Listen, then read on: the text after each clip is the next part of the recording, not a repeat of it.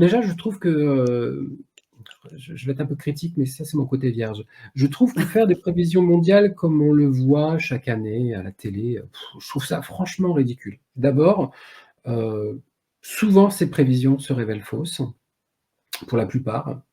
On a vu la dernière en date, je crois que j'étais, sur une chaîne C8, grosse émission, où une voyante était venue, indiquer qui serait notre premier ministre. En fait, c'est pas du tout lui qui est passé et je me dis finalement, il y a une responsabilité là-dedans à faire ce type de prévision.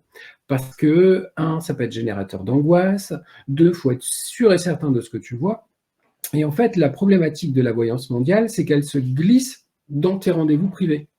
C'est-à-dire que si le voyant capte des événements en lien avec le mondial, en tout cas c'est comme ça que moi je fonctionne, c'est dans tes rendez-vous privés. Moi je l'ai vu par exemple par rapport au moment de la Covid à l'époque. Elles étaient scientifiques, on faisait venir des scientifiques, on confrontait les voyants ou les médiums ou même les astrologues devant des scientifiques. C'est, finalement, je trouve que c'était une. Alors je suis pas, c'était mieux avant, c'est pas mon truc, mais je trouve que c'était franchement une période où il y avait plus d'ouverture, en tout cas d'esprit qu'actuellement. Pour moi, la voyance, c'est vraiment la capacité, la faculté à se projeter dans le passé, dans le présent et dans le futur de la vie de quelqu'un. Pour moi, c'est quelqu'un qui voyage, entre guillemets, dans le temps, dans ouais, la vie de quelqu'un ou même les lieux, des fois. Après, pour moi, la médiumnité, c'est encore autre chose. C'est-à-dire que la médiumnité, pour moi, c'est cette faculté de communiquer avec les défunts, les partants, on les appelle comme on veut, l'invisible, peu importe.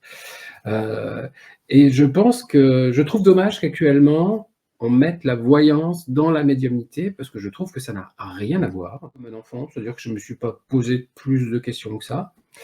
Des fois, on me disait de me taire, donc je me taisais. Et quand j'ai eu 14-15 ans, là, je me disais qu'il y avait quelque chose qui était quand même un peu différent de mes camarades, c'est-à-dire que j'annonçais des choses, des fois dans la demi-heure, ça se passait, des fois un peu plus. Et c'était des événements qui étaient quand même assez marquants, parce que des fois, ça touchait des décès dans leur famille, et je ne connaissais pas spécifiquement leur famille, si tu veux. Et donc, du coup, ça m'a quand même ça m'a interpellé. Ma grand-mère arrive et me dit qu'est-ce que tu fais?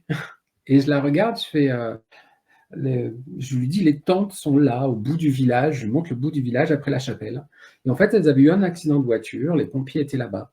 Et on ne les voyait strictement pas parce que tu avais la chapelle devant. Et en fait, voilà. Et toute mon enfance est rythmée en fin de compte d'événements comme ça. Bonjour à tous et bonjour à toutes et bienvenue sur la spiritualité pour tous. Dans l'émission qui va suivre, je vous présente quelqu'un que j'ai découvert et pourtant ça fait très longtemps qu'il pratique. Il a fait beaucoup de télé, beaucoup de radio il y a quelques décennies. C'est Chris Semet. Chris est voyant, Chris est aussi astrologue.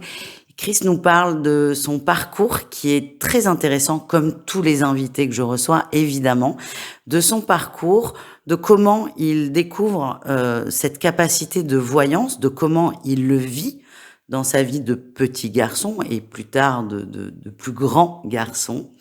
Chris nous parle aussi de son dernier ouvrage, parce que Chris a énormément écrit depuis des années, que ce soit des livres sur le tarot de Marseille, sur l'oracle de Béline, sur l'astrologie.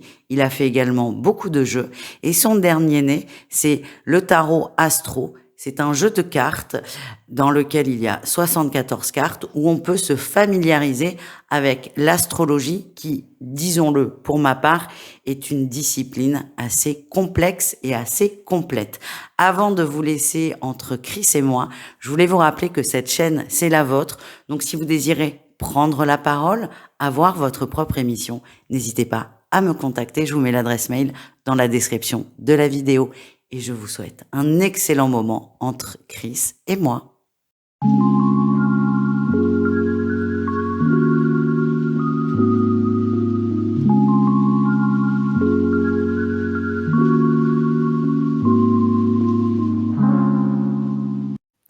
Chris, bonjour, merci beaucoup d'avoir accepté mon invitation. Avant de commencer à parler d'astrologie, de ton tarot astro et surtout de toi, j'aime bien demander aux invités comment vont-ils. Donc Chris, comment est-ce que tu vas? Bon, bonjour Marie-Louise, je vais très bien. Malgré, comme je te disais, la grisaille parisienne, tout va bien. Ah oui, tout va bien, donc ça, c'est parfait. Chris Semet, tu es connu dans le monde de l'astrologie et de la voyance depuis, pouf, de très, très nombreuses années. Tu as écrit beaucoup, beaucoup d'ouvrages. Ah, Oui, j'ai vu la liste, tu es très productif. Où ouais, tu on as va dire beaucoup ça. parlé, de tarot, de cartomancie, Mmh, de Béline aussi mmh. et d'astrologie et moi ce que j'apprécie chez toi, mais j'apprécie toujours des choses chez les gens, c'est que tu allies, tu arrives à marier, la cartomancie et l'astrologie et je trouve ça passionnant et on va peut-être parler un peu de ça aujourd'hui. C'est vrai que le tarot, moi, c'est quelque chose qui m'a toujours passionné.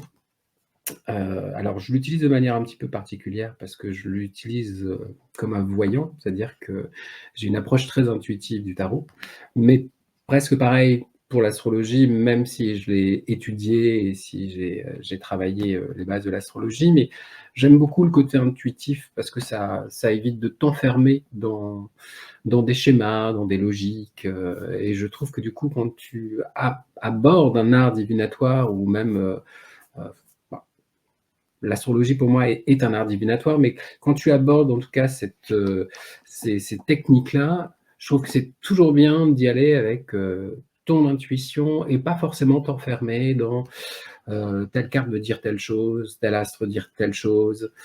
Il faut essayer des fois de voir plus large et je trouve que c'est ça qui est intéressant et en plus, c'est vrai que c'est des outils où tu apprends, toute ta vie, en fait, parce que tu découvres des choses, lors de séances, lors de tes consultations et c'est ça qui est formidable et qui est riche, en tout Mmh. cas. Ouais, exactement. Alors c'est marrant, tu parles de voyance, d'intuition. Est-ce que tu parlerais de médiumnité ou pas du tout, selon toi? Alors, pour moi, en bonne vierge que je suis, signe de terre. Pour moi, j'aime bien, entre guillemets «classifier», si je peux dire ça comme ça. C'est-à-dire que pour moi, la voyance, c'est vraiment la capacité, la faculté à se projeter dans le passé, dans le présent et dans le futur de la vie de quelqu'un. Pour moi, c'est quelqu'un qui «voyage» entre guillemets dans le temps, dans, ouais, la vie de quelqu'un ou même les lieux, des fois. Après pour moi, la médiumnité, c'est encore autre chose. C'est-à-dire que la médiumnité, pour moi, c'est cette faculté de communiquer avec les défunts, les partants, on les appelle comme on veut, l'invisible, peu importe. Heu et je trouve dommage qu'actuellement, on mette la voyance dans la médiumnité parce que je trouve que ça n'a rien à voir, que c'est vraiment 2 domaines différents. Après, on peut être médium et voyant, voyant et médium, l'un n'empêche pas l'autre. Tout comme on peut être, voyant, médium et magnétiseur ou énergéticien, parce que maintenant, la plupart des personnes se font appeler énergéticiennes.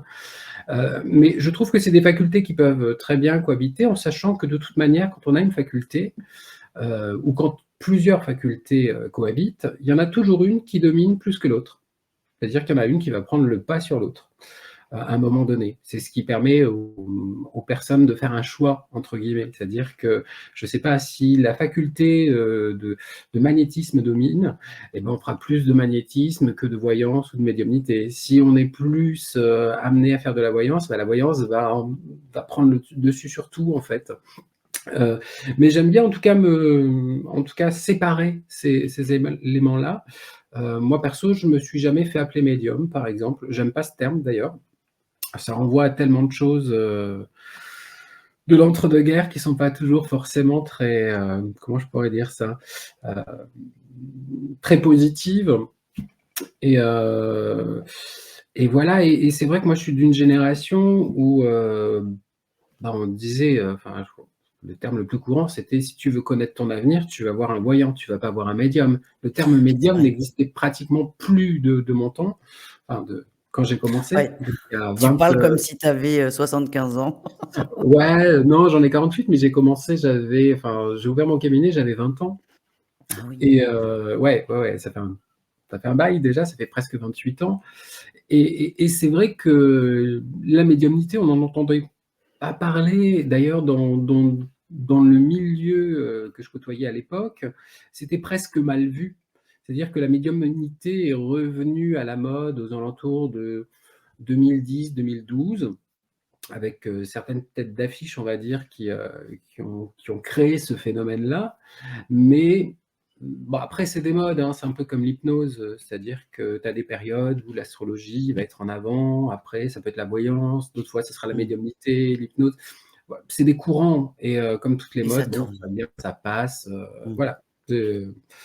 Mais voilà. Donc je me qualifie, avant tout de voyant et d'astrologue parce que j'ai appris l'astrologie et c'est vrai que je suis pas fan du terme médium, même si j'ai eu des expériences de médiumnité, mais j'aime bien faire la différence en tout cas. OK, mais moi je trouve ça très, très intéressant. Donc tu as commencé très tôt, 20 ans, tu Ouais, ouvres ton premier, enfin ton cabinet, ouais. donc il y a 28 ans. C'est vrai que l'époque, n'est pas du tout aussi ouverte, qu'aujourd'hui. C'était différent. C'était dit oui, après moi je parle comme une jeunette de 35 ans. Mais non, mais on a l'impression que les jeunes, on révolutionne tout alors que pas du tout. Non, alors c'était pas une époque si fermée, hein, je pense que c'était même une époque plus ouverte, parce que dans les années 80-90, il y avait quand même, Europe 1, RTL qui avaient leur propre émission de voyance en direct. C'est plus le cas Mmh, actuellement et actuellement, tu as aucune chaîne, aucune radio qui veut vraiment mettre ça en place. Je crois qu'il y en a une et c'est pas enfin, il y en a une actuellement. Après, il faut voir comment ça se passe, mais c tu avais à la télé, par exemple, l'émission Mystère, après tu as eu Normal, Paranormal. C'était quand même une période où, en tout cas, le milieu journalistique, le milieu, télévisuel cherchait à comprendre, cherchait à avoir des réponses et on se moquait pas forcément parce que c'était des émissions qui étaient très sérieuses, en fait, à l'époque. Elles étaient scientifiques, on faisait venir des scientifiques, on confrontait les voyants ou les médiums ou même les astrologues devant des scientifiques. C'est finalement, je trouve que c'était alors je suis pas, c'était mieux avant, c'est pas mon truc, mais mmh, je trouve que c'était franchement une période où il y avait plus d'ouverture, en tout cas d'esprit qu'actuellement. mmh. Ouais, je comprends et c'est vrai que tu as raison, aujourd'hui, il y a peu d'émissions et Ouais. quand il y en a, soit c'est pris en dérision et c'est pas du tout, agréable ou soit il y a pas de visibilité. Comment tu découvres toi ce côté voyant? Et comment tu découvres ton appétence pour tout ça, tout ce qui est subtil? Alors, moi je viens d'un milieu plutôt très rationnel, heu, grand-père militaire, père militaire, oncle militaire, ma mère était clerc de notaire, donc j'étais pas du tout là-dedans. Mais, il se trouve que je sais pas quel âge je devais avoir, mais je devais avoir 6 ans, donc quand tu commences à peu près à maîtriser un petit peu la parole, il se trouve que j'annonçais des événements qui se passaient. Donc des fois, ça touchait mes proches, des fois, ça touchait, mes camarades de classe et au début, moi, j'ai vécu ça comme un enfant, c'est-à-dire que je me suis pas posé plus de questions que ça. Des fois, on me disait de me taire, donc je me taisais et quand j'ai eu 14-15 ans, là, je me disais qu'il y avait quelque chose, qui était quand même un peu différent de mes camarades. C'est-à-dire que j'annonçais des choses, des fois dans la demi-heure, ça se passait, des fois un peu plus. Et c'était des événements qui étaient, quand même assez marquants, parce que des fois ça touchait des décès dans leur famille et je ne connaissais pas spécifiquement leur famille, si tu veux. Et donc du coup, ça m'a quand même, ça m'a interpellé et il se trouve qu'à l'époque, quand j'avais donc, 14-15 ans, une de mes voisines était, médium et aussi magnétiseuse et elle est venue voir ma mère en lui expliquant que j'avais une faculté, que ça serait bien que je l'exploite. Ma mère lui a fermé un petit peu la porte au nez en lui disant, «On fait pas ça chez nous». Heu et il se trouve que je me suis lié d'amitié avec cette femme Mmh. et pendant, je sais pas, environ 1 an, je crois à peu près, grosso modo, 1 an et demi, elle m'emmenait me balader c'était en Haute-Loire, donc il y avait pas mal de châteaux. Donc elle m'emmenait me balader, on avait des chiens, donc on partait se balader avec les chiens et elle me faisait visiter les châteaux, elle me demandait mes ressentis, elle me demandait mes impressions et c'était un jeu en fait, en tout cas je le percevais comme ça et pas en fait pas du tout, avec le recul, je me dis qu'elle m'a permis de me familiariser avec ces perceptions, ces sensations que j'avais, que je ne vivais pas mal du tout, hein.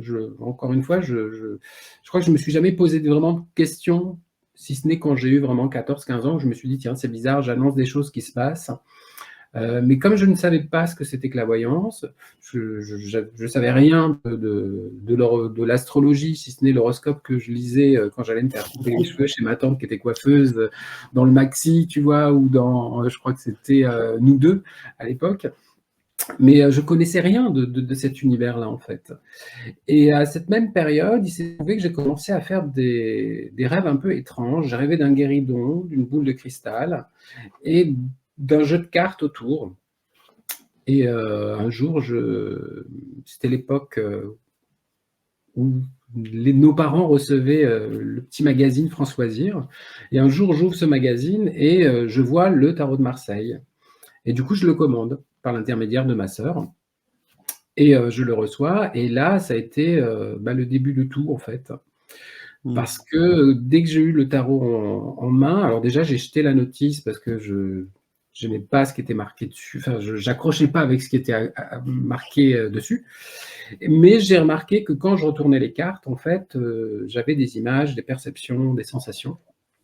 Et donc, j'ai pris un cahier et pendant plusieurs jours, chaque soir, quand j'entrais de l'école, je prenais une carte, je la mettais devant moi et je notais tout ce qui me traversait, tout ce qui me venait à l'esprit.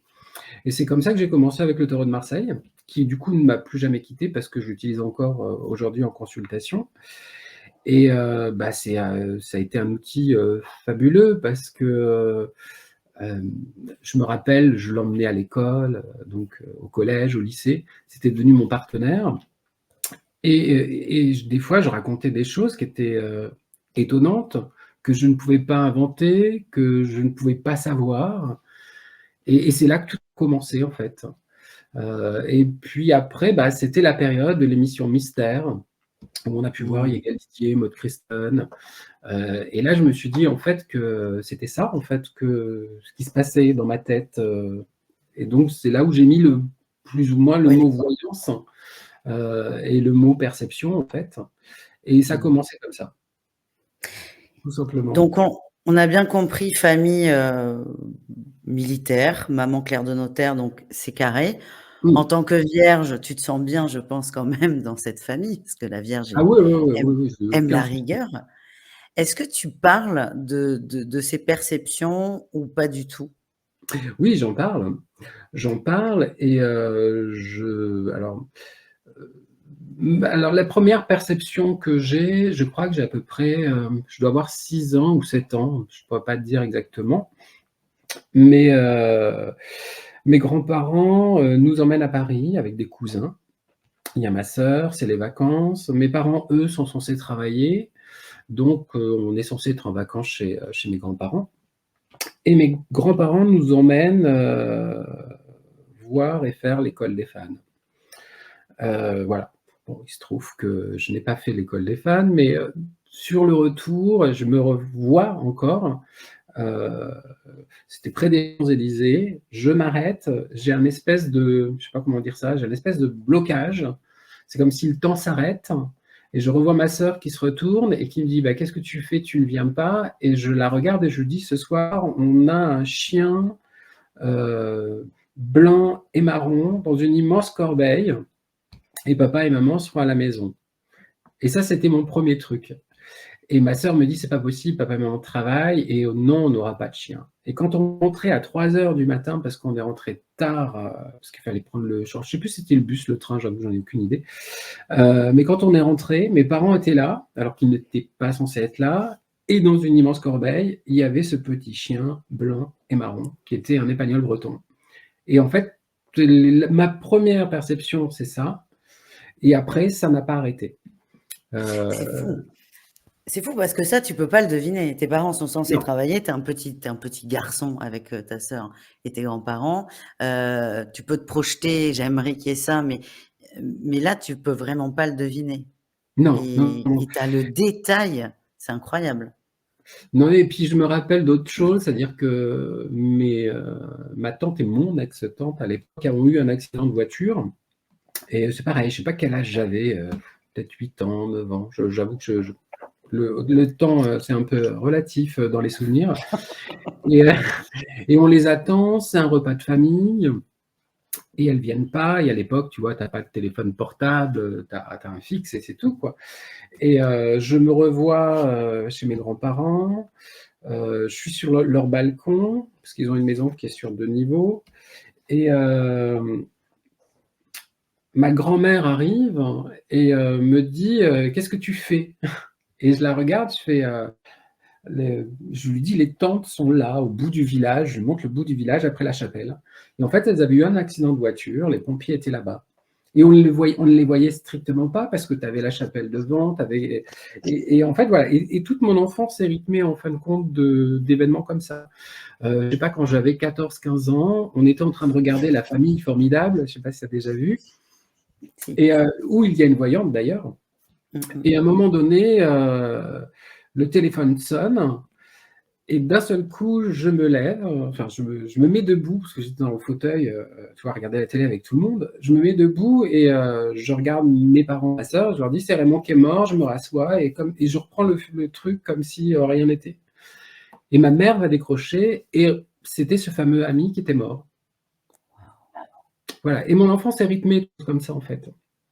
Et C'est, comment c'est pris dans ta famille? Parce que visiblement, déjà mmh, tu le dis, cela moi j'ai la vision de toi qui te lève, c'est plus fort que toi. je m'en Tu rends pas compte, en fait. C'est, je sais pas comment dire ça, alors ça me le fait c'est complètement différent maintenant, même si j'ai encore des choses un peu comme ça, mais je pense que le fait de maîtriser, de le faire très régulièrement, Mmh. font que tu as, peut-être que tu maîtrises plus. Parce que là, j'avais vraiment l'impression que j'avais un espèce de flot de paroles ou que j'avais quelque chose qui, entre guillemets, «m'habitait» et d'un Mmh. seul coup, ça sortait, je reprenais ma vie, en fait, comme un enfant, enfin, ou comme un jeune classique, en fait. Ouais, Heu et comment mes parents ont réagi? Alors je crois que j'ai traumatisé ma mère parce que ma mère, je lui ai annoncé pratiquement tous les décès de la famille. ouais. Donc systématiquement, voilà et des choses très, parfois violents, parce qu'il y a eu c'était des fois c'était des suicides, des fois c'était des accidents et c'était très troublant. C'était très troublant et je pense que ouais, enfin, je rigole, mais c'est je pense que c'était pas drôle pour eux. Mais je pense qu'à ma mère surtout, je lui ai fait peur, ouais, je lui ai fait peur. Parce que d'abord, c'était quelque chose j complètement, alors quand je dis que c'était quelque chose complètement inconnu, c'est pas tout à fait le cas parce que visiblement, j'avais la sœur de ma grand-mère qui elle aussi était voyante, mais c'était caché et je l'ai appris, j'avais je crois 22 ans. Mmh. Donc autant te dire que voilà. Oui, c'est quelque chose qu'on ne comprend pas dans ta famille, mais on fait avec. Oui, On fait avec. mais qui existait en fait, qui Ouais. existait, c'est ça qui est étonnant en fait, c'est-à-dire Mmh. qu'on n'en parlait pas, mais c'était présent quand même et heu et après, mon père, je sais pas trop comment il l'a pris, heu, mon père, il croyait pas trop, je pense, d'ailleurs ce qui est, il a commencé à croire que vraiment ça c'était possible quand, son supérieur hiérarchique, parce que mon père était militaire, quand je suis arrivé à Paris, donc je devais avoir 20-21 ans, m'a demandé une consultation, parce que je consultais déjà à l'époque et que ce monsieur avait appelé mon père en disant: «Ton fils, il raconte vraiment n'importe quoi» et que du n'importe quoi à, 3 mois plus tard, 4 mois plus tard, tout s'est avéré juste. Ah oui. Et quand je dis tout, c'est tout. Un déménagement qui était pas du tout prévu, un divorce qui était pas du tout prévu, Ah mais c'est pour ça que c'est n'importe quoi pour lui, parce que quand il t'appelle, il veut pas divorcer. Mais il a quand même bah, le réflexe ils d'appeler étaient ton père? ah oui, oui, C'est il fou. avait appelé mon père parce que, bah, ils se connaissaient bien et il avait dit: «Mais ton fils, il raconte vraiment n'importe quoi, quoi». Mais après, moi, ça m'a pas dérangé, mais après ça m'a fait sourire parce que finalement tout s'est passé, en fait Oui, et puis c'est dans un milieu d'armée, donc ouais. ton père fait confiance en son supérieur. Il y a une notion de la hiérarchie, importante. Oui, alors après ils travaillaient plus ensemble donc tu vois? Mmh. Mais non, mais voilà et à partir de là, mon père, s'est dit: «Bon, il se passe peut-être quelque chose». Mmh. Et voilà. Puis après, bon, j'ai annoncé des choses que je ne pouvais pas savoir. Heu, c'est, voilà, très, très, très troublant. Mmh. Très, très Donc toi, troublant. tu as le côté, voyant qui arrive, très tôt, enfant, Ouais. gamin, Mmh. tu évolues avec et comment tu développes cette appétence pour l'astrologie? Alors, l'astrologie, c'est venu un peu plus tard, c'est venu vers, je crois 17-18 ans. Alors je sais plus à quel âge tu passes ton bac, je crois que ça doit être 17 ou 18. Mais au moment de passer mon bac, alors je fais une petite parenthèse dessus, mais moi j'ai eu du harcèlement scolaire, pendant une grande partie de ma scolarité, surtout à partir de 11 ans, jusqu'à la fin du lycée. Et en fait, il se trouve qu'au moment où je dois passer mon bac et tout, j'ai du harcèlement, donc du coup, je fais une sorte de dépression, je sais pas comment appeler ça. Je veux plus aller au lycée, je veux plus voir, personne. Et là, je m'oriente, et mon père me dit: «Bon, il faut que tu ailles trouver, faut que tu trouves une activité, il faut que tu bosses là», donc voilà. Et on m'envoie entre guillemets, faire une formation, et je choisis une formation de réceptionniste, et je commence, cette formation qui durera à peu près 2 ans ou 3 ans, je ne sais plus.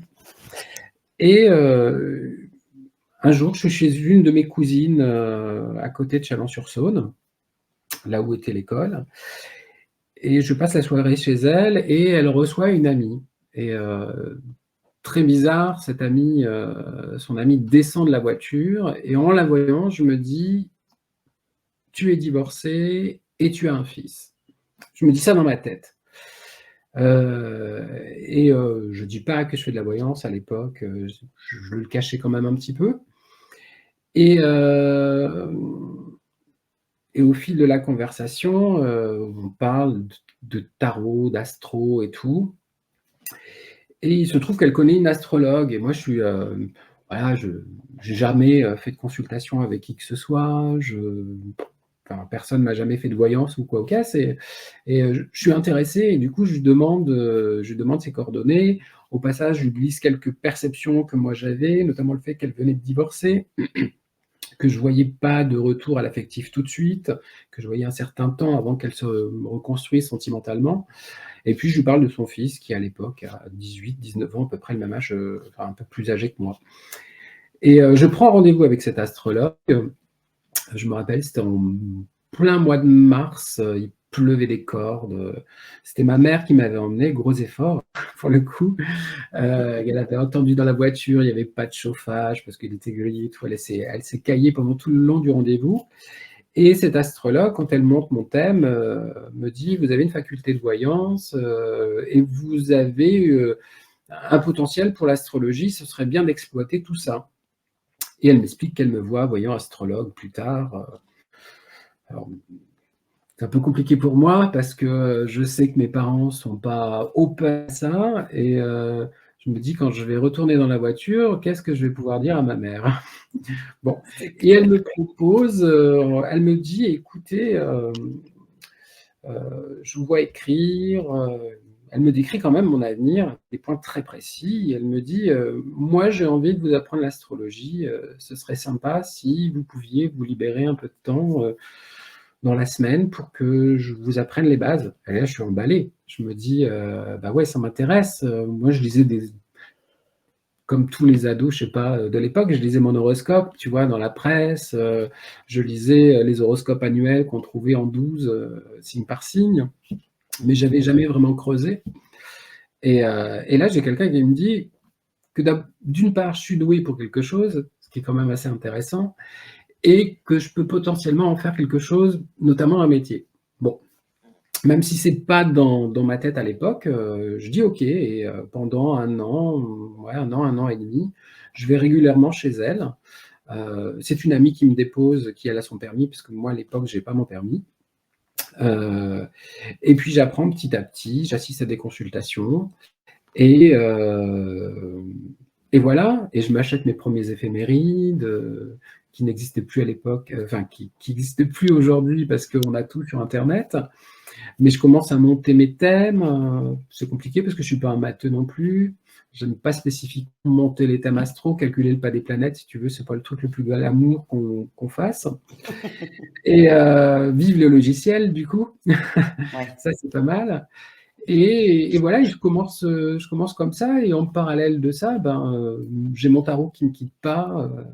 Je suis à l'internat, mon tarot est avec moi, donc je fais de la voyance aux uns et aux autres, par l'intermédiaire du tarot. Et en parallèle de ça, je commence à monter des thèmes, à décrypter des thèmes, et je trouve ça passionnant parce que je trouve que ça colle juste à la vie des gens. Et je trouve que quand tu regardes les transits planétaires et les événements qui les ont marqués ou autres, je trouve que pareil, ça résonne. Et donc, du coup, ça commence à me passionner. Voilà. Et après, je fais mon service militaire, je monte sur Paris. J'ai mon premier job à Paris. Et j'assiste à des conférences, je rencontre André Barbeau, Joël de Gravelaine, qui sont plus là, mais qui ont été on va dire quand même un peu des précurseurs. Joël de Gravelaine, notamment, c'est elle qui a mis en avant la lune noire, dont on ne parlait absolument pas, si tu veux, en astrologie, et qui a été, pour moi, c'était une révélation, parce que moi, la lune noire, je l'ai en dominance dans mon thème. Et Ah oui. la lune noire, c'est l'astrologie, c'est la clairvoyance. Et quand je regardais mon thème à l'époque, je me disais, bah ouais, finalement, c'est ça en fait. Et quand je regardais le thème de, je sais pas, de voyants un peu connus ou autres, c'est ça. Et puis donc à 20 ans, j'ouvre mon cabinet, je rencontre Yagal Didier. Yagal Didier que je revois pas tout le temps, mais de temps en temps, et qui me dit que c'est mon chemin, c'est ma voie, et qu'il ne faut pas que je me pose de questions, et que voilà. Et donc, du coup, je ne me pose pas de questions. Je perds mon travail parce que suite à du harcèlement moral, et donc, du coup, il ne me reste plus que mon cabinet. Et mon cabinet marche bien, j'ai des appels réguliers. Quelques temps après, j'ai M6 qui m'appelle. Et donc, tout s'est enchaîné, très, je dirais, facilement, logiquement. Ouais, c'était ton chemin. Et alors, c'est fou, ton chemin était aussi parsemé de harcèlement. Ouais, ouais, Et, ouais. et dès que tu coupes, alors peut-être que c'est pas tout rose non plus derrière, mais ça s'allège, c'est plus fluide et t'es toi-même aussi. Alors, j'étais désavoyant même avec le harcèlement, hein. D'ailleurs, Oui, bien sûr. je pense que parfois la voyance me permettait de me défendre. C'est-à-dire que moi, je donnais pas des coups ou autre, mais je disais des choses. Je Heu, donnais des prédictions. ouais, ouais, ça m'arrivait, ouais, ouais, ça Ah, mais tu m'arrivait. C'est-à-dire savais que où piquer avec les mots. non, non, non, ça veut dire que c'était devenu à un moment donné, la voyance, c'était, alors je sais pas si on peut dire la voyance, des flashs, je sais pas, de l'intuition, XXX, je ne sais pas, mais c'était devenu mon arme de défense, en fait. C'était ce qui me Mmh. permettait parfois de stopper la violence, ou de désamorcer quelque chose. Et ça m'est arrivé, alors pas tout le temps, mais notamment une fois au lycée, où je suis parti dans un truc, mais sans vraiment m'en rendre compte, suite justement à du harcèlement. Et la personne qui m'a harcelé, qui était une fille, pour le coup, a fait une crise de nerfs. Donc je suis Mmh. extrêmement prudent maintenant de ce que je peux dire, ou de l'impact de la voyance, parce que je sais que ça peut être très constructif, très positif, mais ça peut être aussi très, très négatif. Oui, Il faut après, toujours être prudent. t'étais un enfant qui, même si t'étais au lycée, t'étais un enfant qui se protégeait. T'avais pas forcément conscience. Après, t'as eu conscience. Après, De... oui, disons qu'après, tu as le recul, tu as la maturité, tu as plein de choses. Mmh. Mais Mmh. c'est vrai qu'à la base, heu, c'était un peu, c'était mon bouclier, en fait. Mmh. Beh, chacun, mais c'est bien de le connaître et de s'en servir intelligemment. Oui, après, de toute façon, je te dis, après, la maturité fait les choses. Oui, exact. Mais c'est vrai qu'après, quand j'ai quitté le lycée, de toute façon, tout s'est arrangé. Mmh. Heu, enfin, moi, je fais partie de ces personnes qui ont détesté leur vie scolaire, hein. J'ai Oui, mais jamais tu pas le été, seul. comment dire? J'ai jamais été à part de la scolarité, mais j'ai détesté. Enfin, moi, j'ai des souvenirs d'enfant où je rentre, je pleure, où on m'a tapé après le sport ou des choses comme ça. Enfin, franchement, j'ai des souvenirs horribles. Mais à côté de ça, j'ai ce truc qui se développe, j'ai cette passion qui se développe. Et puis, petit à petit, je rencontre des gens intéressants. Et puis à part du moment où je commence à consulter, parce que ça m'arrive, j'ai quand même aussi des amis au lycée quand même, j'en ai quand même un petit peu. Euh, et ce qui est intéressant, c'est que je commence à leur faire des prévisions. Et puis après, chez eux, leurs parents me demandent de faire des séances. Les parents, après, c'est les amis. Et comme ça, il y a une espèce de quelque chose qui se tisse, en fait, que je maîtrise pas, en fait, à l'époque. Et puis après, je te dis, je monte sur Paris et c'est pareil, je continue toujours à faire ici et là des séances sans être vraiment professionnel. Et puis je me dis, une fois que je perds mon activité, je me dis de toute façon, j'ai ça. Et comme j'ai des demandes, du coup, je passe en professionnel. Et puis après, tout s'est très vite enchaîné, en fait.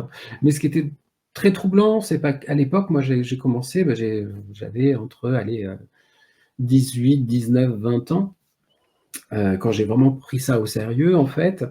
Et ce qui était très troublant, c'est que j'avais des personnes qui avaient l'âge, des fois, de mes parents, voire de mes grands-parents, qui me consultaient. Et c'était super délicat parce que je me disais, mais qui je suis, moi, 20 ans, pas trop d'expérience, comment je peux les conseiller? Alors, je leur disais effectivement ce que je voyais, tout en prenant conscience en même temps de la limite de ce que je pouvais voir ou de l'aide que je pouvais leur apporter. Mais c'était très troublant, en fait. C'est-à-dire qu'au début, j'avais vraiment des adultes. Et maintenant, bon, ça a un peu changé. J'ai des personnes qui sont plus là parce qu'elles sont parties. Mais en 28 ans de rendez-vous, c'est vrai que maintenant, les parents me consultaient. Maintenant, des fois, c'est les enfants. Des fois, c'est les arrière-petits-enfants. En fait, j'ai des générations de consultants. Et Ils te refilent leurs cartes. c'est étonnant. Et c'est malgré moi, parce que si tu veux, je ne cherche pas spécifiquement à avoir, je dirais, cette relation avec transgénérationnelle. Ouais, c'est intime parce que même si chacun sa consulte, bon, j'imagine que tu dois en oublier quand même pas mal, mais Je ne si me tu as rappelle jamais de ce l'enfant. que je dis, c'est Ah, très bien. bah c'est parfait. Du coup, t'es pas troublé quand tu as Non. l'enfant ou l'arrière-petit-enfant. Et donc, toi, là, dernièrement, tu as sorti le tarot astro. Et alors, c'est très Ouais. marrant, parce que quand tu parlais de ton rapport au tarot, j'ai compris un peu plus ton livret, alors qui est très simple à comprendre. Et dans ton livret, il y a deux choses qui m'ont marqué. C'est que pour chaque carte, il y a un petit volet conseil, alors que tu appelles action à accomplir suggérée par cette carte. Et donc ça, j'aime beaucoup le côté, c'est bien de se tirer les cartes, mais c'est bien de mettre des choses en place. Et il y a toujours une petite partie pour noter. Là, il y a un Oui. encadré où il y a rien. Et donc, quand tu racontais ton histoire, ta révélation avec le tarot de Marseille, eh ben, j'ai tout de suite percuté sur ton livret où tu amènes les gens finalement à s'écouter et à se laisser emporter parce qu'ils ressentent et pas forcément par la signification pure de la carte. C'est ça, en fait. Mais en fait, tous les ouvrages que je fais, que ce soit avec les runes, sauf des arts divinatoires un peu plus pointus, style Yiking, Yijin, où ça paraît compliqué de mettre ses propres perceptions. Mais tout ce que je fais, j'aime bien que les personnes qui ont, je dirais, cet outil en main puissent faire que ça devienne le leur, en fait. C'est-à-dire qu'une carte, moi, je vais la percevoir de telle manière. Par exemple, je sais pas, le battleur. Mais une autre personne va peut-être pas avoir les mêmes perceptions que moi. Ça va pas lui procurer les mêmes sensations. Et je trouve dommage de s'enfermer, même si on peut, tu vois, donner un grand courant. C'est toujours intéressant. Mais je trouve que c'est bien de s'approprier le truc. C'est un peu comme les rêves, c'est-à-dire que la symbolique des rêves ou même des flashs, des fois, je sais pas, je donne un exemple un peu au hasard, mais si je vois un cube rouge ou un cube noir, ce cube rouge ou ce cube noir aura une signification bien particulière pour moi, Mais si Mmh. toi tu l'as ou si une autre personne l'a, ça représentera tout autre chose. Ou en tout cas, ça résonnera pas de la même manière. Et je trouve intéressant qu'à un moment donné, on puisse marquer ses propres sensations, ses propres perceptions pour s'approprier le jeu, et en faire un vrai support. Plutôt que d'apprendre, je dirais, je mets des guillemets, «bêtement», des significations qui ont été pensées par quelqu'un d'autre, qui te correspondent peut-être pas forcément. Voilà, je trouve que c'est toujours intéressant, du coup, ça permet d'élargir un petit peu, perception. Donc en fait, tu conseilles aux gens de balancer les livrets. Non, alors pas sur ce Je type, plaisante. non, non, non, pas sur ce type de tarot, parce que l'astro, il y a quand même quelques bases. C'est Mais après, pointu, je me l'astro. dis, tu vois, par exemple, je sais pas, pour Mars, peut-être que j'ai oublié, une signification, peut-être que je la sais pas Mmh. cette signification et peut-être qu'il y a quelqu'un qui est un peu pointu, sur la signification de Mars et qui peut étoffer son truc. Donc ça, Mmh. oui. Pour le tarot, c'est toujours un peu plus compliqué parce que le tarot, c'est, 22 scénettes. Heu, il y a eu beaucoup de choses qui ont été écrites sur le tarot, des fois qui sont très fausses. C'est un peu bête. Allons-y. Non, mais c'est clair. Qui ont parce que ça date d'une autre époque, parce que ça a mal été compris, parce que ça a mal été intégré. On met beaucoup de choses ésotériques dans le tarot, alors qu'en fait, c'est un grand livre d'éducation, hein, quand même à la base, il faut pas l'oublier. Et on est loin du tarot, anglais qui lui, a des symboles ésotériques, maçonniques et autres. Le tarot de Marseille, enfin le tarot, les tarots royaux, ils sont tout sauf ésotériques, quoi. Et c'est juste Mmh. une représentation de la société à une époque clé, 14e, enfin 13, 14, 15e siècle. Hem Et d'ailleurs, je j'ai plus la date exacte, mais je crois que c'est au 18e, 19e siècle qu'on a commencé à utiliser les cartes en divination. Avant, on les utilisait pas. Il y a rien avant, quand tu fais des recherches, qui prouvent que les cartes étaient, utilisées pour faire de la voyance ou de la cartomancie. En revanche, au moment du 18-19e, on commence à voir des choses. C'est ça qui est intéressant, c'est-à-dire qu'il y a quelqu'un à un moment donné qui s'est dit: «Ouais, c'est un super support de divination ce truc. Mmh. Facile à emporter, tu vois? Pas lourd, c'est mieux que les runes, c'est moins lourd, heu, c'est plus sympa que les jaunes d'œufs ou que le poulet si tu veux, Ouais, que certains faisaient à une époque. Ça tâche moins que les taches d'encre ouais. et ça donne un résultat qui est quand même assez probant. Heu, donc ouais, non, je trouve ça quand même très intéressant. J'ai perdu le fil. Non, mais il y en a pas, donc tout va bien. Et en fait, toi, tu as réussi, tu parles du tarot comme outil de divination. Donc ça, c'est très Ouais. intéressant, le terme d'outil. Et pour toi, l'astrologie, c'est la même chose ou pas? L'astrologie, c'est un peu plus compliqué que le tarot parce que, comment je pourrais dire ça? Hem, la voyance, il y a pas forcément besoin de, comment je pourrais dire ça? La voyance, c'est des perceptions, c'est des intuitions, c'est des, ce que certains appellent flash, que j'aime pas vraiment ce mot, mais c'est un peu ça, c'est des images qui s'imposent à toi. Moi, je dirais que c'est plus comme des souvenirs qui ne t'appartiennent pas, mais qui ça se manifeste comme des souvenirs dans ton cerveau, en fait. Et tu as l'impression d'avoir une scène comme si tu te remémorais quelque chose de ton passé, mais c'est pas ton passé, c'est ça appartient à la personne qui est en face de toi. Et la voyance, c'est un peu ça. Et le problème de la voyance, c'est que c'est une faculté qui est quand même un peu capricieuse. Heu, c'est pas, tu te concentres pas forcément toujours et ça vient pas forcément comme ça. Et des fois, il faut aller la chercher. Et pour aller la chercher, cette voyance, pour la déclencher, rien de mieux qu'un support. Et les supports, tu en as plein. Ça peut être, des pièces de monnaie, des grains de riz, des grains de café, une tasse de café, des taches d'encre, une boule de cristal, peu importe. L'idée, c'est que ton esprit soit focalisé par quelque chose et qu'il y ait quelque chose de suffisamment, comment je pourrais dire ça? Stimulant pour faire émerger cette voyance et créer des Mmh. sensations. Et c'est vrai que le tarot de Marseille a cette particularité, de par ses couleurs, de par ses scénettes, d'être un superbe, outil, et support et déclencheur à la voyance. C'est ça qui est formidable, je trouve. Mmh. Si tu enlèves le côté, comment je pourrais dire ça? Tarologie, hein, si tu Moi, c'est l'utilises le vraiment. Rider-Waite, que j'aime. Ouais, mais oui, mais oui, mais oui. Mais c'est pas la même époque, hein. Eh C'est ben pas la non. même époque. Mais après les tarots, il y en a plein, il y a plein de représentations, il y a plein de, il y en a qui sont superbes, les tarots anciens sont très, très beaux. Le Rider, il est intéressant parce que je crois que c'est lui dont toute la série des mineurs est mise en scénette, donc vachement Exactement. plus, je dirais vachement plus parlante qu'un pur tarot de Marseille classique où tu Oui as juste des épées, des coupes et des, voilà. et Après c'est vrai que débrouille-toi. moi c'est vrai que le tarot, je n'utilise que les 22 arcanes majeures. Eh ben voilà. Mais non, non, mais c'est très intéressant. Moi, j'aime bien, avoir heu, une approche différente parce que comme tu le dis, c'est chacun. Le cube rouge, moi, il va avoir une signification, toi, il va en avoir une autre et ton histoire, ça m'a fait penser à moi. J'ai fait un rêve où ma voiture ne démarrait pas et je sais que n'importe qui m'aurait dit: «Où est-ce que tu veux pas aller? Nanani nanana».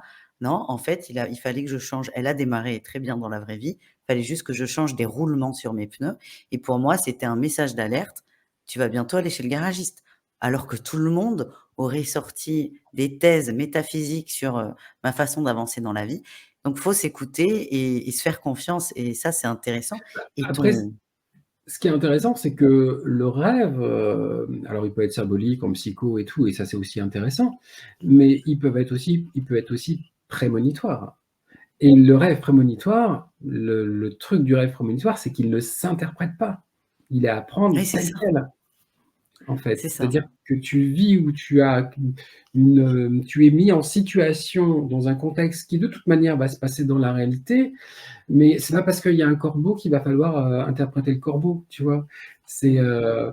peut-être que dans la scène que tu vas vivre, bah, il y aura un corbeau qui va se poser sur l'arbre tout simplement et il y aura aucune interprétation à avoir là-dessus.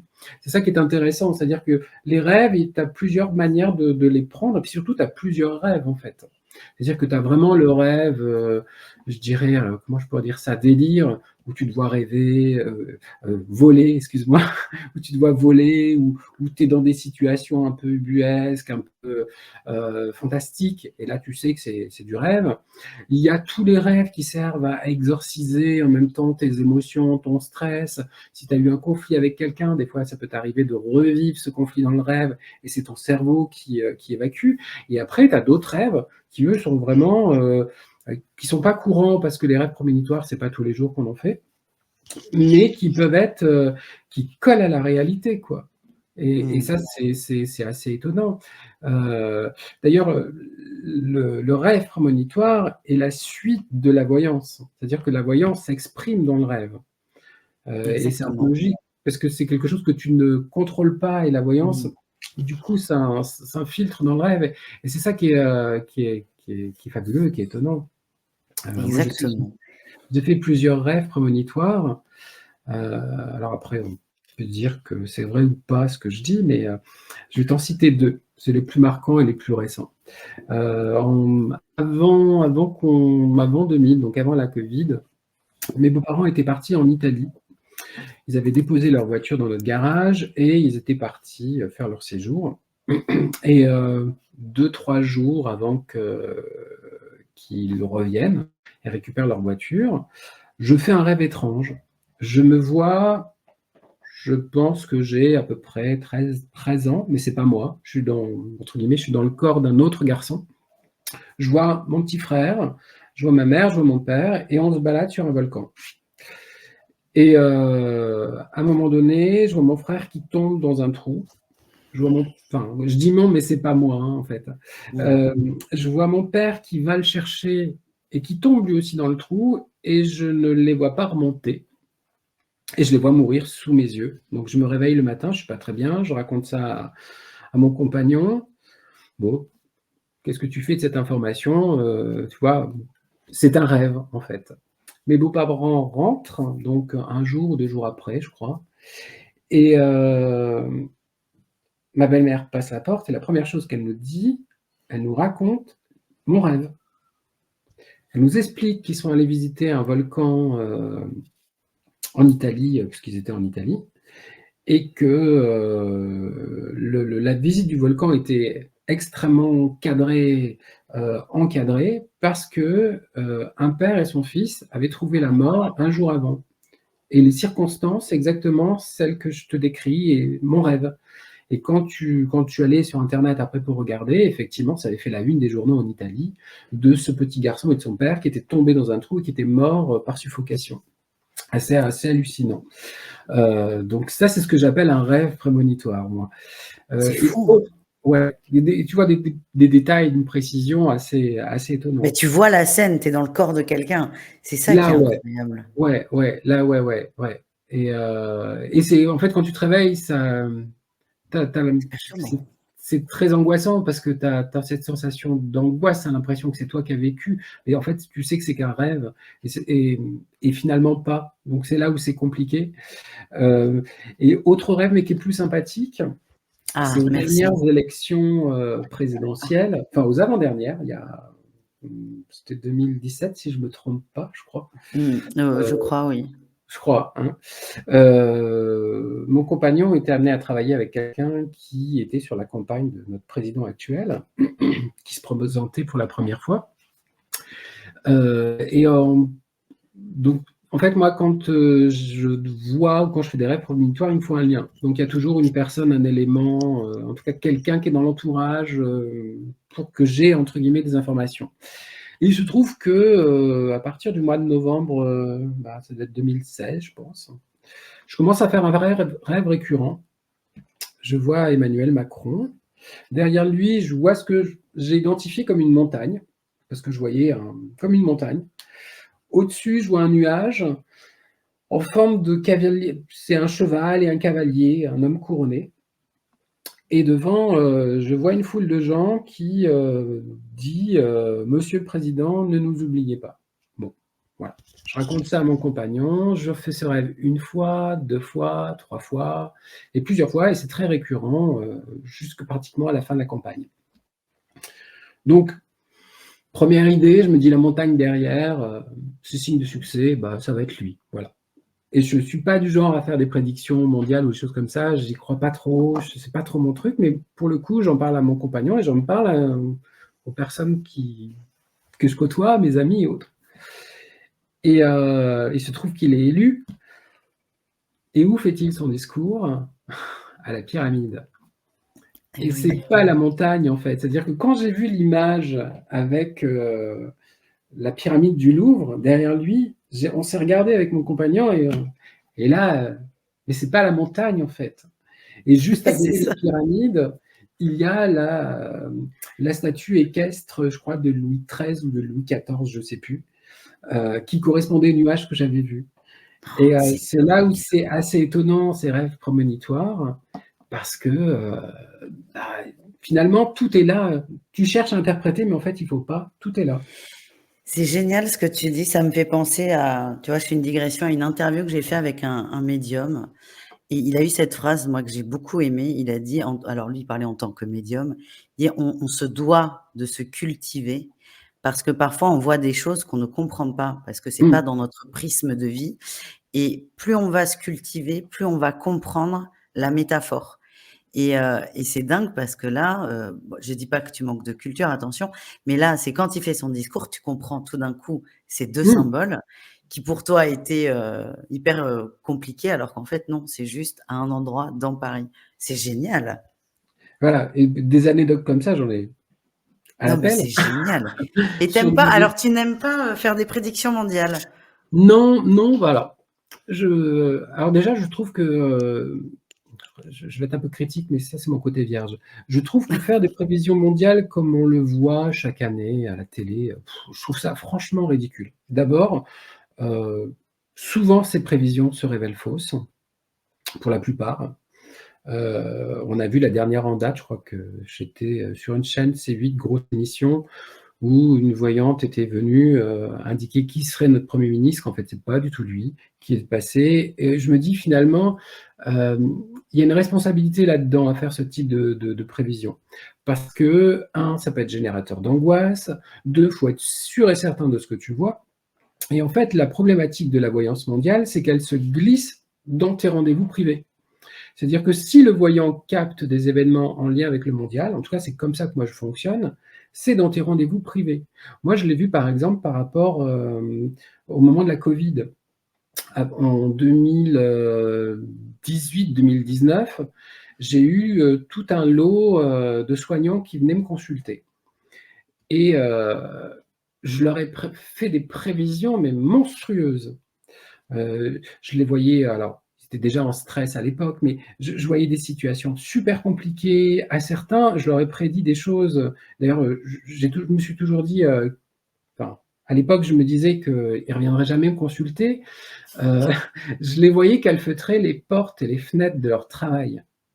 Ouais, donc toi 2018-2019, c'est 2018-2019. avant C'est la avant Covid. le Covid. Mais je ne Oh savais là pas à là, quoi ça correspondait. ben Je me non. suis jamais dit qu'on aurait une pandémie ou quoi que ce soit. Je leur disais: «Je comprends pas» et je les voyais vraiment, mais mettre des bâches, enfin et Putain. je me disais: «Mais ça correspond à quoi?» Et puis je me dis: «Ils vont me prendre pour un malade» et Non et puis si tu as un mec, à 2 doigts de faire un burn-out et que toi tu annonces ça, ça peut faire ah, un peu mais flipper vraiment, quand je leur même. ai annoncé vraiment tous les soignants qui Bah, sont ce qui venus me s'est passé, quoi. consulter et à mon avis, certains sont repartis déprimés. Ça, je l'avoue. Mais c'est le problème de la voyance, c'est-à-dire que la voyance, on part souvent du principe que la voyance, c'est là pour faire en sorte que tu ailles mieux, mais c'est pas ça. Le voyant, s'il fait bien son activité, il est là pour avertir. Il donne des éléments plus ou moins nets, plus ou moins clairs, qui te permettront, au moment où tu vis l'événement, de mieux l'appréhender. Mmh. C'est-à-dire que tu auras pas cet effet de surprise comme tu peux l'avoir quand tu te prends un truc en pleine face sans être «prévenu» entre guillemets. Et c'est vrai que ces années 2018-2019, heu, je voyais des gens qui s'arrêtaient de travailler, je voyais des problèmes, pour certains, j'avais des clients qui voyageaient et je me rappelle, il y en a un, bah, c'était juste avant, ça devait être en novembre ou en décembre. Donc on était au moment où ça arrivait quoi, Ouais, en fait. ouais, ouais. Mais on n'était pas vraiment au courant et on savait pas trop et je le vois bloqué dans un aéroport, il partait au Maroc, quand tout a été fermé, en fait. Mmh. Et je le vois bloqué, je lui dis: «Faites attention» et tout et je lis que des choses comme ça. Mais dans ma tête et dans mon quotidien, je me suis remis en question moi, c'est-à-dire que je me suis surtout posé la question de savoir oups, pardon, de savoir, si je voyais encore. C'est-à-dire que comme j'annonçais des choses très similaires aux uns aux autres, avec des arrêts de Ouais. travail, des choses comme ça, je disais à mon compagnon: «C'est pas possible, je vois plus. J'annonce la même chose à tout le monde» et en fait, Et en j'ai fait, tu as vu le compris. gros truc. Alors le gros truc, je sais pas, mais j'ai compris que quand je suis en séance et que dans mes séances, je vois des choses très communes d'une personne à une autre, ça veut dire qu'il y a un événement sociétal important. Après la question, c'est lequel, tu vois? Et Oui, tu peux pas tout savoir non plus. bah, disons qu'il y a des choses, moi une pandémie, j'en ai jamais vécu, donc je ne sais pas ce que c'est à l'époque. Mmh. Je suis à côté de l'Institut Pasteur, je reçois à l'époque, ben, quelques mois avant, le confinement, je reçois des chercheurs, enfin plusieurs, et je leur dis à tous la même chose, je leur dis: «Ah là là, je sais pas ce que vous allez faire, mais je vois quelque chose qui touche aux poumons». Alors je me dis: «On peut tous dire ça en fait, est-ce que c'est vraiment, tu vois, prédictif mondial ou pas?» Mais il se trouve qu'il bosse à l'Institut Pasteur et que l'Institut Pasteur, en tout cas, j'imagine, a cherché des vaccins, des brevets ou des Mmh. trucs comme ça après. Heu, voilà, mais j'ai pas cette logique, en tout cas, de me dire, c'est comme quand il y a eu les attentats, de Paris. Ah oui. Je n'ai pas eu cette logique, je sais que quelques mois avant qu'il y ait les attentats, pardon, Non, j'ai un j'adore, on adore les chats, donc tout va bien. j'ai un chat et donc forcément et je sais qu'un ami m'invite, bah, quelques mois avant les attentats, hein, au Bataclan. Je suis jamais allé au Bataclan avant. Il me dit: «Bah, tu connais pas, viens, on va avec un groupe d'amis». J'arrive au Bataclan, je n'ai pas bu, je n'ai pas fumé, quoi que ce soit, j'ai pas pris de substance, quoi que aucune rien, et je prends enfin, mis à part la cigarette que voilà, bon, c'est mauvais, mais mis à part la cigarette, que je fume de temps en temps, à l'époque, voilà, j'avais pas bu d'alcool, rien. J'arrive dans le Bataclan et là, sensation de malaise, je me sens pas bien, j'ai besoin de sortir, j'ai besoin de prendre l'air. Mon ami me raccompagne à l'extérieur. Je prends l'air, je me dis: «Je me sens mieux». Je re-rentre et la re-sensation de malaise, donc ça devait être en juillet ou en août et à l'époque, je me dis pas, qu'il va se passer un truc, tu vois? Je me dis juste: «Je me sens mal». Mais tu J'ai peux juste me pas sens te mal. le dire, tu peux pas te le dire. Non, non, mais surtout, je suis pas là-dedans, si tu veux. À côté Bah de ça, ouais. j'ai une copine, qui elle est partie, durant les attentats et les dernières années où on se voyait, à chaque fois que j'allais chez elle, j'étais pris de malaise, j'étais pas bien, j'avais des nausées et pareil, je me dis: «Mais qu'est-ce qui se passe? Pourquoi j'ai ces sensations à chaque fois que je suis chez elle? Qu'est-ce qui fait que?» tu vois? Et puis après, pareil, des rêves un peu récurrents, heu, alors je vais pas les décrire parce que bon, c'est des rêves un peu moches, mais qui se passent, dans un endroit sombre, voilà et très récurrent jusqu'à l'événement, quoi. Et c'est très étonnant parce qu'après quand tu remets les pièces entre elles, là tu te dis: «Oui effectivement», mais quand tu les prends de manière complètement distincte, que ce soit en consultation ou autre, tu ne sais pas en fait. C'est pour ça que je suis un peu, je dis pas qu'on ne peut pas voir les événements mondiaux, mais en tout cas, je pense qu'on ne peut pas les percevoir, du style: je me mets pas devant mon écran, je tire pas 4 cartes et je Mmh. dis pas: «Voilà, il va se passer telle ou telle chose». C'est un phénomène beaucoup plus complexe, pour moi. Mais pour le coup, c'est que mon expérience, tu vois? C'est ma manière de fonctionner. Tout comme personnellement, moi, quand je fais des séances, je fais que du téléphone ou du face à face. C'est-à-dire que je fais pas de voyance par courrier, je fais pas de voyance par mail ou par SMS ou de choses comme ça. Parce que j'ai besoin d'un déclencheur. Mon déclencheur étant le tarot, mais c'est aussi la voix ou la présence de la personne. Si j'ai pas ça, je vois pas. Beh, c'est bien non, mais c'est bien de connaître, j'allais dire ses limites, c'est même pas ses limites, c'est de se connaître dans sa pratique. Toi, je trouve ça très sain ta façon de parler, que ce soit, du covid ou des attentats. C'est qu'après coup, tu te dis: «Ah putain, en fait, j'avais les éléments». Mais humainement, dans ta pratique, tu peux pas prédire ça et par contre, s'il y a une autre pandémie où tu revois des scientifiques, se calfeutrer, là, tu auras peut-être le la puce à l'oreille. Mais en fait, ce qui était très étonnant, c'est que quand, on a été, alors je sais plus comment, parce que j'avais une consultation aussi avant et c'était quelqu'un qui bossait dans un ministère et heu et je vois les prises de décision et après j'envoie un SMS à mon compagnon et je dis: «Écoute, heu, prévois de te mettre aux arrêts, ils vont nous confiner». Alors que le confinement, je n'y croyais pas du tout à la base. Mmh. Je me disais: «Ils feront jamais ça», tu vois? Enfin, Jamais ils vont oser, ah bah jamais si. ils vont oser, c'est complètement dément et puis finalement si. Donc comme quoi il y a l'humain et puis après il y a autre chose qui s'exprime et il n'empêche que quand je sors de cette consultation donc 15 jours avant, qu'on me confine, j'envoie un SMS à mon compagnon et à mes amis et je leur dis: «On va être confinés, préparez-vous» et effectivement ça tombe. Mais je sais plus où je voulais en venir du coup. Mais non, non, ce qui est très intéressant après, c'est, les SMS qu'on t'envoie pour te dire pour t'expliquer, bah, vous m'aviez prédit, qu'on allait confiner, les portes et les fenêtres et effectivement, et là, tu as les soignants qui reviennent et c'est des soignants, tu vois? C'est pas donc donc non, ça, c'est toujours intéressant d'avoir ces espèces de feedback à un moment donné, même si toi, en fait, Mmh. tu sais pas. Même si toi, tu sais pas. Heu Donc tu es rassuré, tu as pas perdu ce don de voyance, c'est juste qu'il y a quelque chose d'énorme qui est arrivé et que tu as compris après coup. Ouais, mais des fois en consultation, tu te dis des choses et tu ne sais pas pourquoi tu les dis ou tu vois Mmh. des choses et des fois tu les interprètes toi, mais tu sais pas en fait vraiment ce qui fait qu'à un moment donné, pourquoi, tu vois? Ah, c'est Et ça. après c'est la vie, je dirais, c'est la vie tout simplement qui fait qu'à un moment donné, effectivement, l'événement se réalise. Alors des fois dans les tout petits détails, ça peut y avoir des bugs, hein, parce que, très honnêtement, le voyant, il interprète quand même ce qu'il voit et c'est Mmh. sa propre lecture. Mais par contre, ce qui est intéressant, et je voulais rebondir là-dessus, c'est par rapport à ce que tu disais tout à l'heure, par rapport à ce que le médium disait, la Mmh. personne dont tu as fait l'interview. Ce qui est intéressant, c'est que, d'une culture à une autre, il y a des voyants, il y en a partout, même des médiums, Bien sûr. dans tous les pays, dans toutes les cultures. Après, ils s'appellent pas forcément comme ça et ils pratiquent à leur manière. Mais ce qui est intéressant, c'est que tu vas en France, en Inde, je sais pas, en Amérique latine ou autre, tu peux consulter par exemple 3 voyants ou 3 médiums. Ils vont t'annoncer les mêmes choses, ils vont te dire les mêmes choses, mais dans leur langage.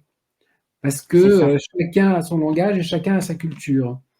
Et chacun aura peut-être son interprétation. Et là, il peut y avoir des petites sensibilités d'interprétation qui changent.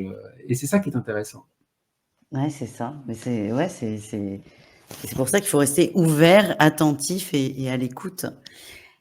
Et donc pour finir, le tarot astro, moi j'ai la sensation, il y a 74 cartes d'astrologie, que c'est un super outil pour, se familiariser avec l'astrologie qui reste un Ouais, art très complexe, parce qu'autant moi le tarot, j'en ai beaucoup, l'astro c'est pas du tout mon dada, je trouve que c'est très compliqué, beaucoup d'infos. Et là, tu as regroupé dans 74 cartes des, les signes astro, les planètes, les maisons. Et j'ai l'impression que c'est une façon ludique, à la fois de tirer les cartes quand même, parce que c'est un jeu de cartes, et à la fois de se familiariser, j'arrive pas à le dire, il est dur ce mot, se familiariser avec l'astrologie. Est-ce que c'était bien le but recherché? ouais, c'est ça. C'est-à-dire que j'ai voulu faire un outil sur l'astrologie parce que j'adore l'astrologie. Je trouve ça toujours fascinant. Je me suis dit que de toute manière, monter un thème, c'est toujours très compliqué. Oui. Voilà. Pour l'avoir fait pendant des années à la main, parce qu'à l'époque, quand j'ai commencé, je faisais les thèmes à la main. Maintenant, il y a les logiciels et je me dis, mais quelle superbe invention. Je crois que ça facilite la vie de tout le monde. Et je me Ouais. suis dit qu'un jeu astro qui regrouperait effectivement les signes du zodiaque, les maisons, les planètes, les aspects planétaires, euh, les, euh, le cycle lunaire, les éclipses, un truc assez complet, ce serait intéressant, qu'on pourrait utiliser soit de façon divinatoire, c'est-à-dire comme un oracle classique, ou de façon un peu plus poussée comme une révolution solaire, c'est-à-dire un tirage pour un an avec la roue zodiacale, les 12 Ah maisons, ouais, le il est signe. énorme ce tirage. Et du coup, on peut utiliser toutes les cartes. Et je me suis dit que ça pouvait être intéressant parce que en même temps, ça met l'astro en image. Donc du coup, ça permet de l'apprendre très certainement plus facilement qu'un sigle ou qu'un glyphe planétaire qui est parfois un peu trop brut, on va dire. Mmh. Ouais, j'ai vu, moi je suis tombée sur un tirage qui Ah, c'est ça, est ouais. assez C'est costaud. c'est le Faut avoir une tirage grande table. de la roue astrologique. C'est ça. Exactement. Faut avoir une grande table, de la patience et une passion quand même pour l'astrologie. Et moi, je trouve ça génial parce qu'il y a quand même le souci, en tant que consommatrice de jeux, ce que je ressens, c'est que tu as vraiment le souci que les gens se sentent à l'aise parce qu'il y a ce livret très complet avec un espace pour écrire, mais il y a en plus des cartes mémo Oui, où, et pour moi, c'est encore un outil en plus pour mieux apprivoiser les cartes. C'est comme ça mais que je je me le suis vois. dit que parfois, on va pas se mentir, le coffret est super, mais c'est une grosse boîte. Dans un sac, c'est Ah, pas toujours facile à transporter. Et pas mal. même si tu prends ton livret, c'est pas le truc le plus forcément simple. Et je me suis dit que des petites cartes mémo que tu glisses dans ton paquet, dans ton sac, je me suis dit que c'était pas mal et que ça t'évitait de te trimballer avec ton gros book que tu pouvais laisser à la maison pour le coup. C'est clair et puis ça donne, là tiens, Verseau, je suis un peu égoïste. Nouveauté, inventivité, soif de découverte, avant-gardiste, marginal et autoritarisme. Oui, ça peut aussi aller ensemble. C'est bien parce que ça laisse aussi, il y a des mots-clés, mais ça laisse aussi la liberté à la personne d'interpréter ce qu'elle ressent et ça, je Oui, trouve tout ça à fait. top de laisser de l'espace et Mais c'est ça chapeau en fait. parce que c'est un beau jeu. Tarot ou oracle, de toute façon, ce ne sont que des outils. Tu prends par exemple l'oracle de Béline. Moi, je vais avoir mon approche du Béline. J'ai une de mes copines qui vient de sortir un livre sur le Béline. Elle a son approche et on n'a pas la Mmh. même lecture ou pas la même interprétation. Mais c'est normal parce qu'on est deux personnes différentes et que du coup, on a nos sensibilités différentes et nos intuitions qui ne fonctionnent pas de la même manière. Oui et puis le tout, c'est que la personne qui consulte ait la réponse à sa question Ou pas. et c'est ça Parce en que f des fois, oui, ou il peut arriver qu'il n'y a pas de réponse. C'est oui, tout le problème de la voyance, des fois. oui, mais après quand on faut être clair avec les gens et généralement, Ah ouais, c'est ouais, bien ouais, a non, ça c'est important, bien sûr. ça C'est voilà et important. puis c'est bien apprécié, enfin de toute façon, ça tu pas vaut mieux ne pas avoir de réponse que d'en inventer une. de toute façon.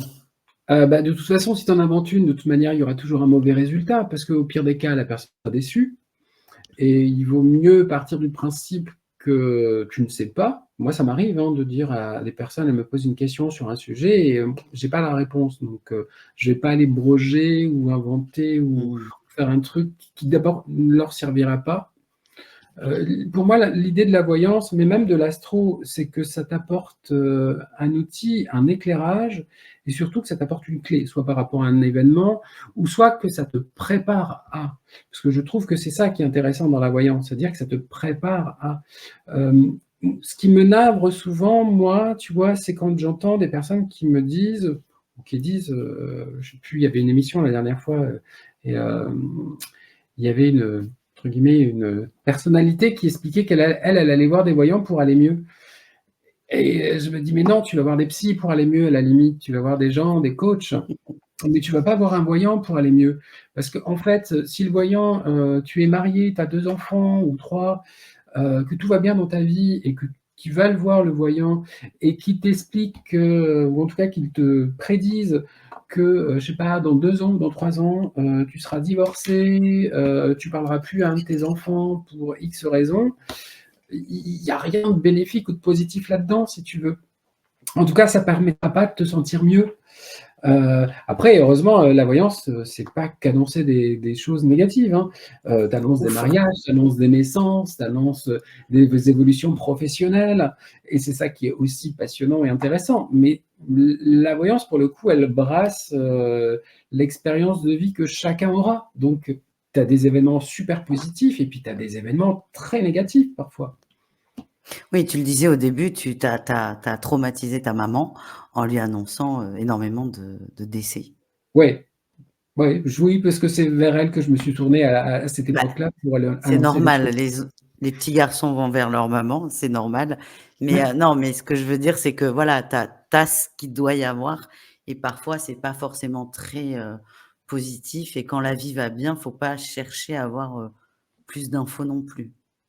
Aussi, aussi. Après, je pense qu'en voyance, mais même en astro, parce qu'en astro, tu vois les choses, tu as des grands aspects planétaires qui permettent de décrypter des grands événements, des ruptures, des changements, et on voit quand même des choses en astro. Après, moi, je pars du principe, il y a des choses, on peut avertir, du style, je sais que perso, moi, j'aime pas parler de décès, j'aime pas parler de maladie en consulte. Ça, c'est un truc, Comme beaucoup, ouais. c'est pas mon truc, mais ce qui veut pas dire que je n'aime pas en parler, ne veut pas dire ne pas avertir de la période. Mmh. Et je trouve plutôt intéressant d'expliquer aux gens que dans 1 an, 2 ans, 4 ans, 5 ans, je ne sais pas, ils vont traverser une période un peu compliquée ou pas facile, et que ça pourrait être intéressant pour eux, à ce moment-là, d'aller consulter ou d'être accompagnés pour mieux vivre cette période, et pour le coup, pas par un voyant, mais par quelqu'un de compétent. Je trouve que c'est plus intéressant plutôt que de dire, je dis n'importe quoi, hein, c'est un exemple, mais vous allez avoir un accident, et votre vie, va être foutue, voilà. Je trouve que c'est plus intéressant de passer sur vraiment la raison et le pourquoi, et dire qu'il y a juste une phase négative, et les amener, eux, par contre, à se faire accompagner à ce moment-là. Je trouve que c'est plus intéressant. Oui, ah, si je puis me permettre, c'est plus intelligent aussi, Ouais, et c'est bienveillant bah, et surtout qu'on sait qu'en voyance ou même en astro, on peut se tromper. Qu'une mort, par exemple, peut être symbolique, alors pas toujours, qu'un malaise peut être aussi symbolique, et la question qu'il faut toujours se poser quand tu annonces les choses, c'est de quel ordre c'est? Est-ce que c'est vraiment physique? Est-ce que c'est vraiment psychologique? Est-ce que c'est un état provisoire, pas provisoire? En fait, même si tu annonces pas des choses, forcément positives des fois, c'est vrai que les choses les plus positives, bah, tout le monde les prend, quoi. Moi, le premier, quand je vais consulter quelqu'un, je prends les choses les plus positives.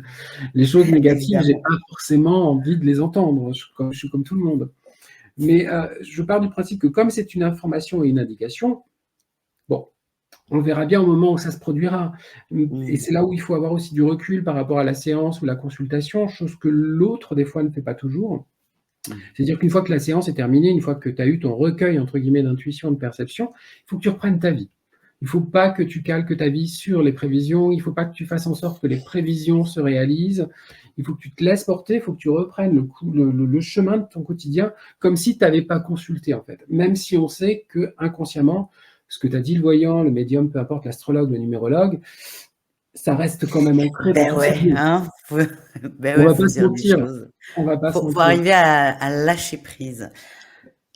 Merci Chris, j'en connais, bah, déjà beaucoup plus sur toi. J'étais ravie de découvrir, ton parcours et ta personnalité qui est, authentique et j'aime ça chez les gens. Tu as sorti chez Très Daniel récemment le tarot astro, qui est un jeu de cartes pour se familiariser avec l'astrologie et on pourrait rester des heures ensemble parce que j'ai un milliard de questions, mais pourquoi pas soit en refaire une autre sur un autre thème. C'est ça, une prochaine fois, avec plaisir. Exactement et en tout cas, mais j'étais vraiment à un moment, hors du temps. Merci beaucoup. Donc le Merci tarot à vous. astro, si vous aimez l'astrologie, je vous invite quand même à regarder, toutes les productions de Chris parce qu'il y en a tu as écrit beaucoup de choses depuis longtemps. Tu as pas Mmh, écrit depuis 3 ans, ça fait des années que tu écris, notamment sur le tarot de Marseille qui est quand même ton préféré. ouais, L'oracle de Béline, tu as écrit un livre. Tu as fait plusieurs autres jeux. Il y a beaucoup d'infos, il y a chacun y trouve, ce qu'il a envie ou pas. Mais en tout oui. cas, je vous invite vraiment à aller voir et je mets le lien de ton site, tous tes liens. Alors si je dis pas de bêtises, tu n'as pas Facebook et Non, tu voilà, donc il n'y a pas de Chris Semet sur Facebook et s'il y en a un, non, c'est pas le vrai. Donc ouais. attention. Il a Donc je été mets tes signalé liens déjà, mais je ne sais pas s'ils ah, l'ont supprimé. oui, puis il y en aura peut-être un autre dans 4 jours, on n'en sait rien. En en tout cas, il y aura ton C'est le site, problème des gens ton qui, voilà. Instagram, ben oui, mais ça, c'est le lot de tous les Je gens, n'ai que malheureusement. Instagram et je sais pas si je YouTube. prononce YouTube et Thread, le truc avec Thread, Instagram. ah oui, Thread, oui, Voilà, Thread, je ne sais pas, moi non Thread. plus. Donc on a compris, c'est le nouveau réseau d'Insta, c'est oui, c'est une Voilà, sous-partie c'est les d'Insta. 2 Donc je liés et en tout cas, c'est mmh. Insta, mais c'est pas Facebook, ça c'est sûr. Donc je mets tous tes liens sous la vidéo et je vous invite vraiment à aller découvrir, davantage Chris et merci beaucoup pour ce super moment. Avec plaisir.